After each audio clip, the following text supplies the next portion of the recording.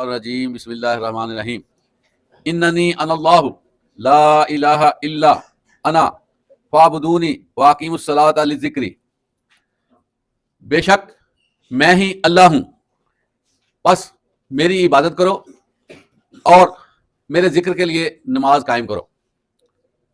عزیز طلبہ، سورہ طٰہٰ آیت 14، اس کی تلاوت اور ترجمہ آپ نے سماعت کیا۔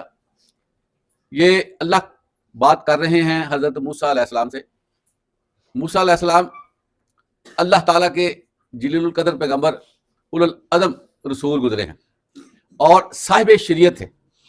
آپ صلی اللہ علیہ وسلم، آپ علیہ الصلوۃ والسلام، آپ پر کتاب نازل ہوئی تورات، اور آپ علیہ السلام اللہ تعالیٰ کے ہاں بڑے ہی مقبول تھے۔